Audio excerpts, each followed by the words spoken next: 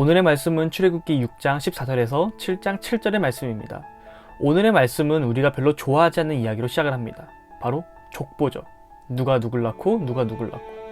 성경은 왜 이토록 지루한 족보를 얘기하는 걸까요? 기록하고 있는 걸까요? 오늘 본문에 기록된 이 족보를 이해하기 위해서는 오늘의 말씀뿐만 아니라 어제의 말씀을 함께 살펴볼 필요가 있습니다. 어제의 말씀 마지막을 보게 되면 출애굽기 6장 10절에서 여호와께서 모세에게 명령을 내리십니다. 바로에게 들어가서 말을 하라는 거죠. 그런데 모세가 이것에 대해서 거절을 합니다.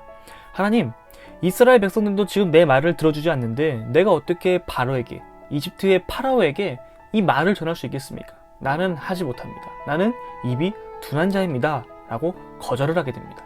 그러자 하나님께서 이전과는 사뭇 다른 제스처를 취하십니다. 원래대로라면 하나님께서 모세에게 아니야 모세야, 너가 할 수 있단다. 내가 너를 창조했단다. 라고 하셨겠지만 하나님께서는 이제는 좀 다른 제스처를 취하십니다. 10절 말씀, 모세를 부르셨던 하나님께서 이제 13절에 기록된 것처럼 모세와 아론을 불러서 말씀하시죠. 오늘의 말씀 6장 28절부터 7장 7절까지의 말씀도 이 앞 내용과 동일한 내용입니다. 하나님께서 모세를 부르시는데 모세가 나는 못합니다. 나는 입이 둔한 자입니다. 라고 말하니까 하나님께서 모세와 아론을 함께 부르시면서 이 둘을 세우시는 장면이 등장합니다. 즉 오늘 이 본문에 있는 이 족보는 이 앞뒤로 동일한 내용, 하나님께서 모세와 아론을 세우시는 이야기 사이에 샌드위치처럼 끼어있는 내용인 거죠. 이러한 족보는 하나님께서 부르시는 이 모세뿐만 아니라 하나님께서 이제 새롭게 세우시는 이 아론이 누구인지에 대해서 기록을 하고 있는 것입니다. 그렇다면 도대체 아론은 누구일까요? 오늘 이 족보에는 이 세 사람의 후손들이 등장합니다. 이 세 사람은 야곱의 12아들로서 첫 번째인 르우벤, 두 번째인 시몬, 세 번째인 레위의 후손들입니다. 이 중에서도 레위의 분량이 가장 많죠. 레위의 족보를 봅시다. 누가 누굴 낳고 누가 누굴 낳고 그 무리 가운데 오늘의 주인공인 아론이 등장을 하죠. 성경은 이 족보를 통해서 하나님의 말씀을 대언할 이 아론이 어떤 사람인지, 그리고 과연 그가 믿을 만한 사람인지 그의 혈통과 그의 정체성과 그의 신뢰성을 부각시키고 공인해주는 역할을 하고 있습니다. 이러한 배경을 가지고 오늘의 말씀을 다시 한번 살펴봅시다. 하나님께서 모세를 부르시죠. 그런데 모세가 두려워하며 거절합니다. 그러자 하나님께서 아주 믿음직한, 말 잘하는 아론을 세워주시죠. 하나님께서 이 모세의 연약한 부분을 안아주시고 함께 나아갈 동역자 아론을 세워주신 것입니다. 여러분, 나의 어떠한 능력이 없고 부족한 모습으로 인해서 낭망하지 마십시오. 내가 능력이 없고 부족하다 하여, 자신이 없다 하여 하나님 나라의 일을 할 수 없는 것이 아닙니다. 여러분, 모세는 말을 잘하지 못하는, 말이 둔한 자였어요. 하지만 하나님께서 그에게 아론이란 사람을, 동역자를 붙여주시니까 모세가 하나님 나라의 일을 하게 된 거죠. 그런데 출애굽기 말씀을 계속 보다 보면 어느 순간 이 바뀌는 모습을 보게 됩니다.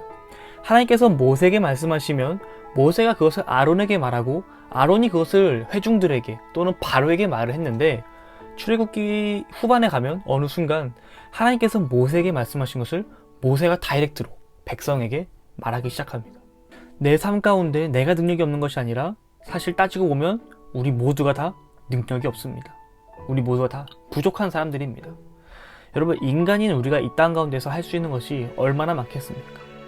저와 여러분이 이 땅 가운데서 얼마나 많은 것들을 할 수 있겠습니까?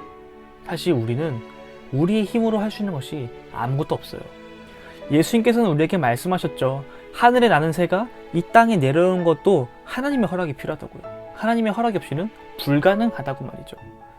우리가 이 땅을 살아가면서 내 힘으로 나의 어떠한 능력을 하는 것 같으나 실상은 하나님께서 우리에게 주신 은혜로, 하나님께서 허락하셨기 때문에 우리가 할 수 있었던 것입니다. 모세는 80, 아론은 83세의 나이에 하나님의 말씀에 순종했습니다. 그들이라고 쉬었겠습니까?